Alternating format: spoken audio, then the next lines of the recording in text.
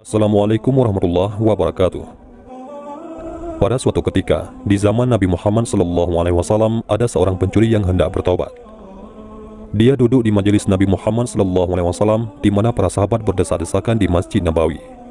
Suatu ketika, dia menangkap perkataan Nabi SAW, "Barang siapa meninggalkan sesuatu yang haram karena Allah, maka suatu ketika dia akan memperoleh yang haram itu dalam keadaan halal." Akhirnya malam pun semakin larut, sang pencuri lapar. Keluarlah dia dari masjid demi melupakan rasa laparnya. Di suatu gang tempat dia berjalan, dia mendapati suatu rumah yang pintunya agak terbuka.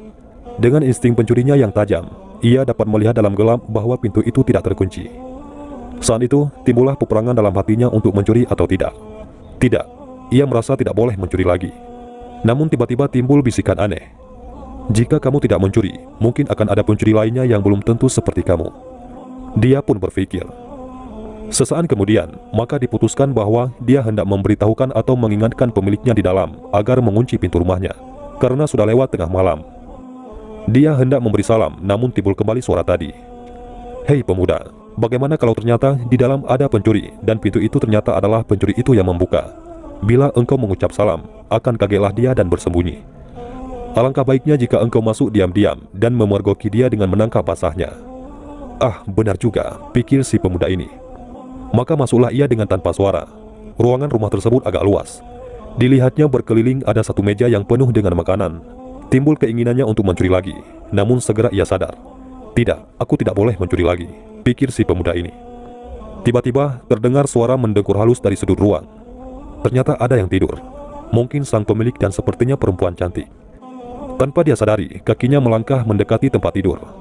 Perasaannya berkecamuk, macam-macam yang ada dalam hatinya. Kecantikan, tidak lengkapnya busana tidur yang menutup sang wanita membuat timbul hasrat kotor dalam dirinya.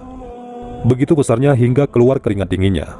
Seakan jelas ia mendengar jantungnya berdetak kencang serta tak dia sangka, ia sudah duduk mematung di samping tempat tidur. "Tidak, aku tidak boleh melakukan ini. Aku ingin bertobat dan tidak mau menambahkan dosa yang ada," pikir si pemuda ini.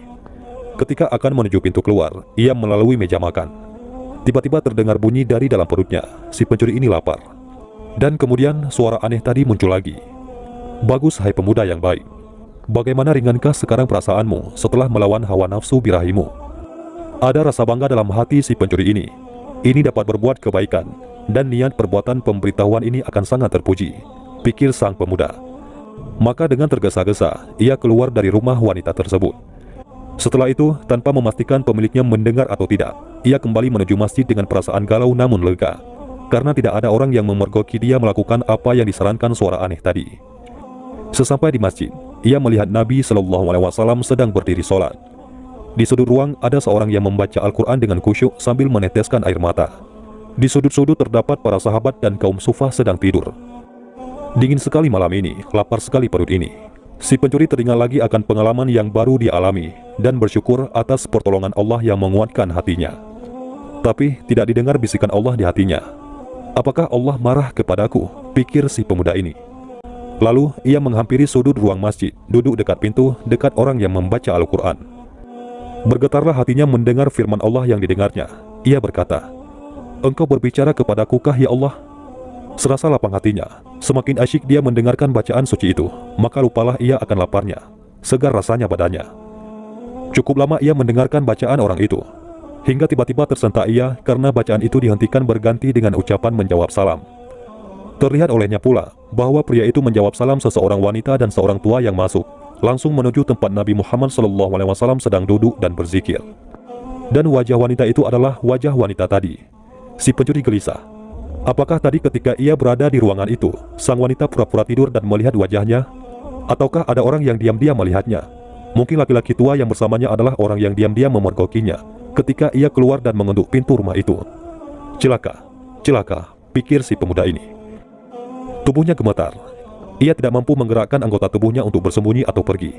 Apalagi tampak olehnya, pria yang tadi membaca Al-Quran hendak tidur dan tak lama mendengkur. Si pencuri ini melihat mereka sudah berbicara dengan Nabi SAW. Celaka, pikir si pemuda ini dengan panik. Hampir celentang jatuh ia ketika terdengar suara Nabi Muhammad SAW. "Kemarilah." Dengan perlahan dan perasaan takut ia mendekat. Ia berusaha menyembunyikan wajahnya. Ia mendengar sang perempuan masih berbicara kepada Nabi Muhammad SAW. Ia berkata, "Benar ya Rasulullah, saya sangat takut pada saat itu. Saya bermimpi rumah saya kemasukan orang yang hendak mencuri. Dia mendekati saya dan hendak menyetubuhi saya. Ketika saya berontak, ternyata itu hanya mimpi. Namun ketika saya melihat sekelilingnya, ternyata pintu rumah saya terbuka sebagaimana mimpi saya, dan ada suara menyeramkan yang membuat saya takut. Maka segera saya menuju rumah paman saya untuk meminta dicarikan suami buat saya, agar kejadian yang dimimpi saya tidak terjadi apabila saya ada suami yang melindungi. Sehingga beliau mengajak saya menemui engkau di sini ya Rasulullah, agar memilihkan calon suami untuk saya." Nabi SAW memandang kepada si pemuda bekas pencuri, lalu berkata, "Karena tidak ada pria yang bangun kecuali engkau saat ini, maka aku tawarkan kepadamu. Maukah engkau menjadi suaminya?" Si pemuda ini pun terkejut bukan main. Dengan cepat ia mengangguk.